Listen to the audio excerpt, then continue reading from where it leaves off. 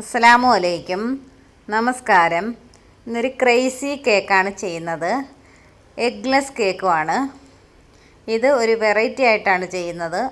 അതിന് വേണ്ടിയിട്ട് ആദ്യം വേണ്ടത് ഒരു പ്ലാസ്റ്റിക് കവറാണ്. നല്ലൊരു പ്ലാസ്റ്റിക് കവർ എടുക്കാം. നല്ല വൃത്തിയുള്ള ഒരു പ്ലാസ്റ്റിക് കവർ. സിബ്ലോ കവർ ആയാലും മതി.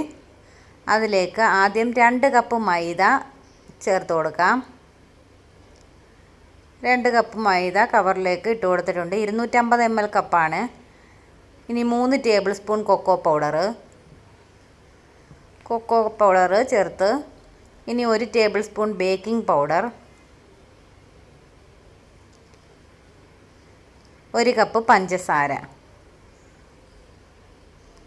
ഇത് ഇത്രയും ചേർത്തിട്ട് കവറിൻ്റെ മുകൾ ഭാഗം ഒന്ന് പിടിച്ചിട്ട് നന്നായിട്ടൊന്ന് മിക്സാക്കി കൊടുക്കണം.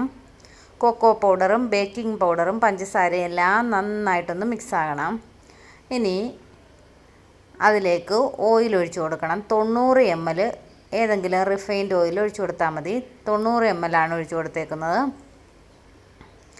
ഇനി വേണ്ടത് vinegar, white vinegar 1 table spoon.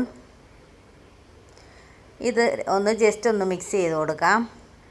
ഇനി അതിലേക്ക് 1 കപ്പ് പച്ചവെള്ളം ചേർത്ത് കൊടുക്കാം.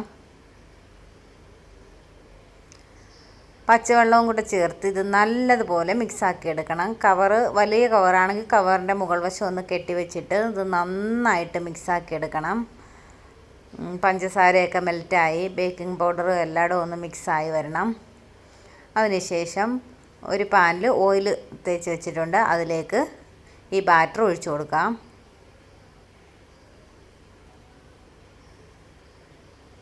വലിയ കവറാണെങ്കിൽ കെട്ടി വെച്ചതാണെങ്കിൽ അടിവശം കട്ട് ചെയ്തിട്ട് ഒഴിച്ചു കൊടുത്താലും മതി.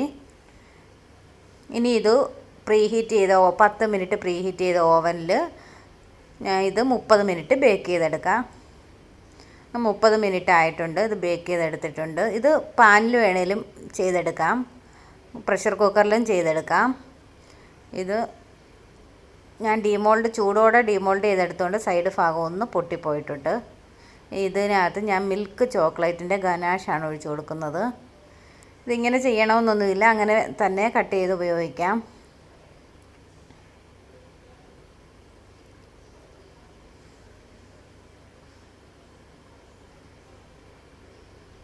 ഇനി ഇതിലേക്ക് വൈറ്റ് ചോക്ലേറ്റ് ഗനാഷ് കൊണ്ടൊന്ന് ഡെക്കറേറ്റ് ചെയ്തിട്ടുണ്ട്. എല്ലാവരും ട്രൈ ചെയ്ത് നോക്കുക. ലൈക്ക് ചെയ്യണം, ഷെയർ ചെയ്യണം.